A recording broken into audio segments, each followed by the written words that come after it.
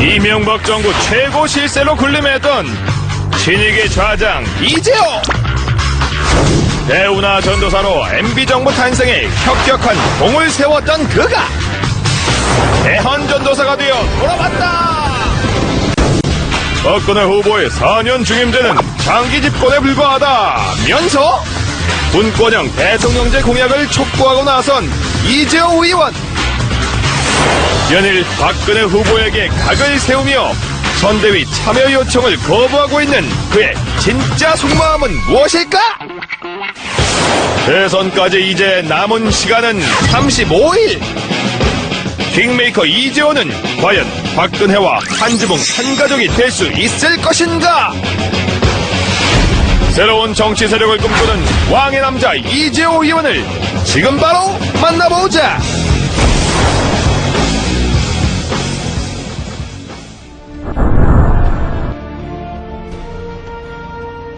지금 대선 전국의 그 큰 국가적 이슈, 이게 없지 않습니까? 네.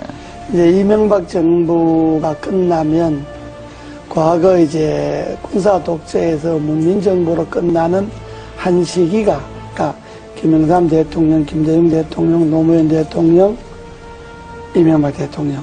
그러면 한 20년이라는 한 이제 시대가 이제 가지 않습니까? 네. 문민화되고 난 다음에 그러면 여기에서부터 새로운 시대를 준비해야 되거든요. 네. 대선 후보들이 중요한 거는 한 시대를 마감하고 다음 시대로 넘어가는 국가적 큰 그림을 어떻게 그릴 것이냐. 네. 그것이 국가와 국민들에게 어떤 영향을 미칠 것이냐. 이 이야기를 해야 되는데 그 이야기에서 제가 몇 년 전부터 다음 시대는 개헌이고 네. 개헌의 방향 분권이다. 지금까지 우리나라가 권력의 문화가 지배해왔잖아요. 네. 그러니까 큰 권력이든 작은 권력이든 나라의 구석구석에 권력의 힘이 다 이게 미쳐서 그 권력의 힘에 뭔가 좀 가까운 사람만이 뭐 돈을 벌거나 자리를 차지하거나 뭐 이런 소위 나라 풍조가 됐잖아요. 네. 이제는 이러한 권력의 문화를 내려놓고 정말로 사람의 문화, 인간적인 문화가 나라 전반에 한번 골고루 퍼져야 된다.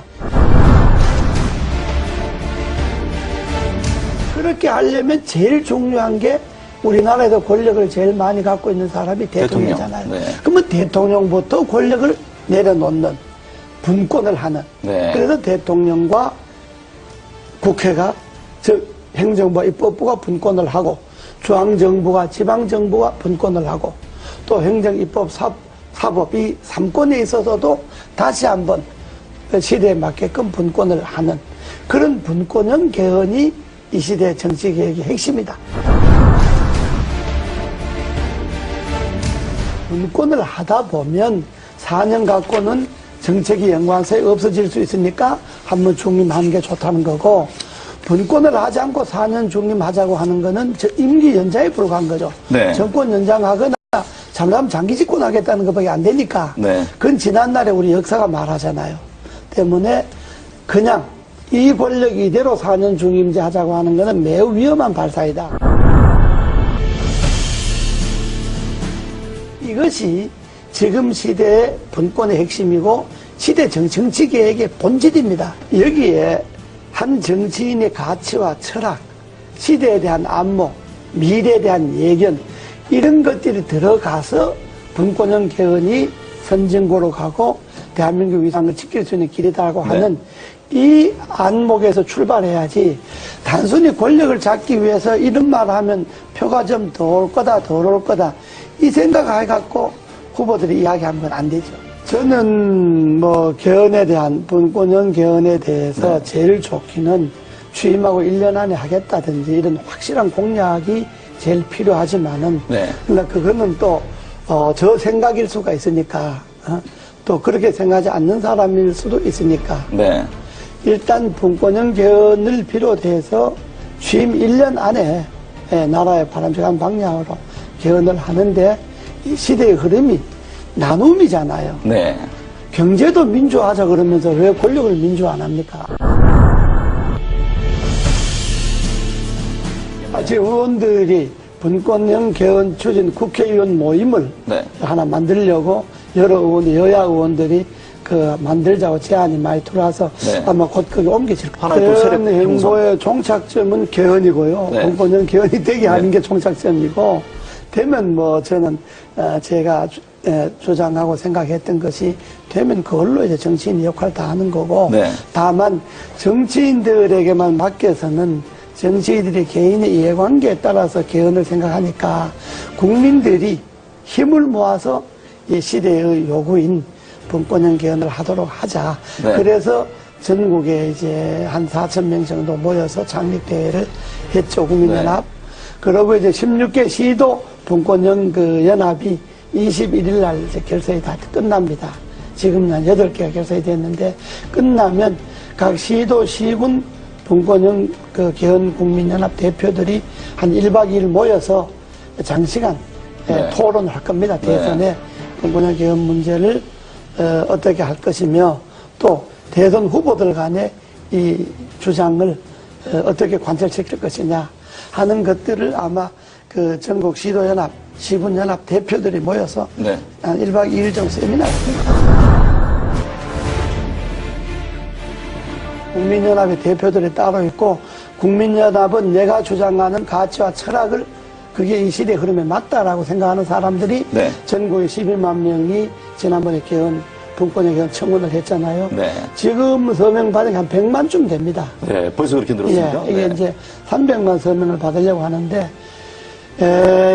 분권형 국민연합 각 시군 대표 이 사람들은 정치를 안 한 신인들도 많이 있고요.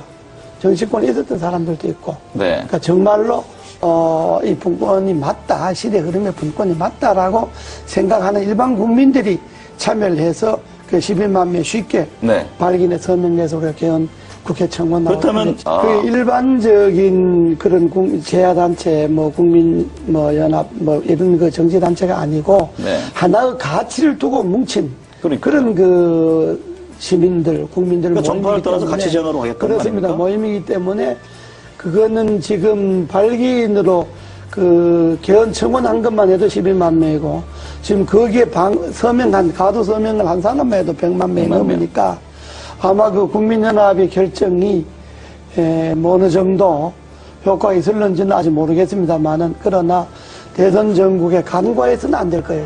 서명한 회원들 100만 명 중에 앞으로 300만 명 서명을 받을 계획인데, 다 안 된다 하더라도 서명한 사람 중에 3분의 1만 어느 한 곳으로 표가 간다면 대단하죠. 그건. 영향을 미칠 수가 있죠. 네. 예. 아직까지 이제 그 가치에 제일 중요한 게 분권형 개헌이잖아요. 네. 그러니까 분권형 개헌 전에 분권이라는 데한 인식. 그렇죠. 지금의 시대는 나눔의 시대다. 나누고 남을 배려하고 양보하고 이런 시대인데, 지금 권력을 잡겠다는 건 그것하고 역행하잖아요. 나눈 것도 독점하고 남을 배려하고 존중하는 것도 자기들에게 필요한 것만 배려가 존중이고, 쉽게 말하면 당 안에서는 대통합도 안 되고 당 안에서는 민주화도 안 되는데, 당 밖에 가서 대통합하고 민주화한다고 하면 그 진정성을 국민들이 어떻게 이해하겠느냐. 이런 점에 볼 때 가치관이, 철학이 같지 않구나. 선거를 앞둔 사람들이니까 여당 후보든 야당 후보든 후보 개인들에 대해서야 이렇고 저렇고 비판할 생각이 전혀 없습니다. 그러나 한 나라의 후보라고 하는 것은 여당 후보든 야당 후보든 지금 정책 발표 하잖아요. 한마디로 그 후보들의 정책 발표주에 공허하게 진정성이 없는 게 검찰 개혁 같은 게 있잖아요. 네.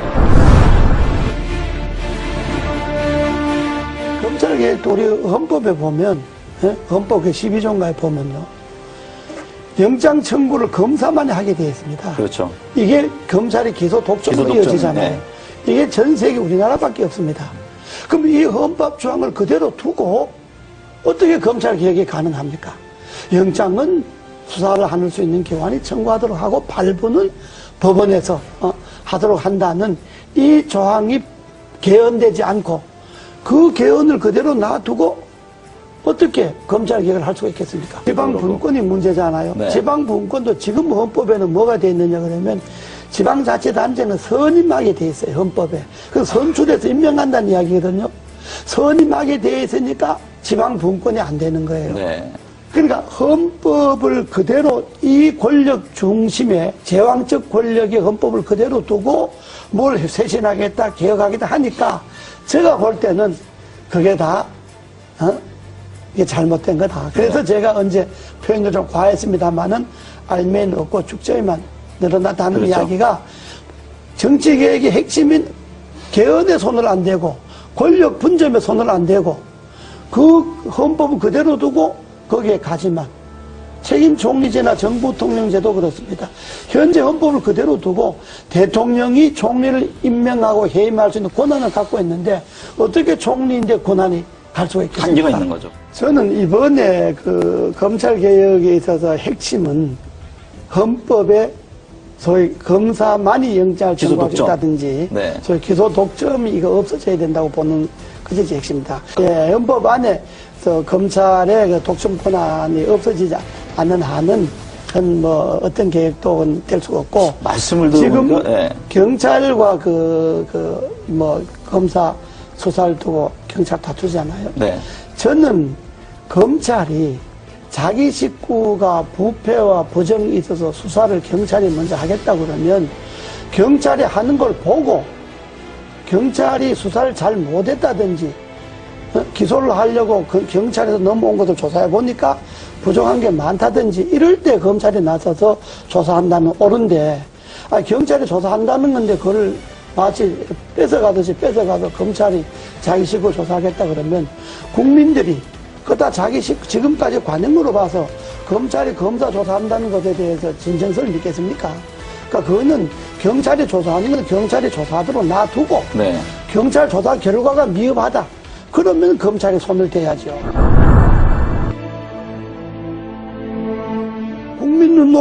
국민이 눈높이에 자기를 맞춰서 정치를 해야 되는데 되게 정치한 사람들 자기 눈높이에 국민을 보고 그렇다면 국민이 동의가 있으면 이제 헌법도 무슨 뭐 국민이 동의가 있어서 개헌한다. 아니 당연히 국민이 뭐 안을 내야 동의를 하든지 반대하든지 하죠. 네. 국민들이 무슨 분권을 하라든지 뭘 하든지 안을 국민들이 냅니까? 정치권에서 이런 안을 내야 그래야 국민들이 동의를 하든지 반대를 하든지 하듯이 안도 안 내놓고 뭘 갖고 국민들이 동의를 합니까? 네. 그것처럼 그런 것이 다 국민들로 볼 때는 진정성이 없는 이야기다 이런 이야기.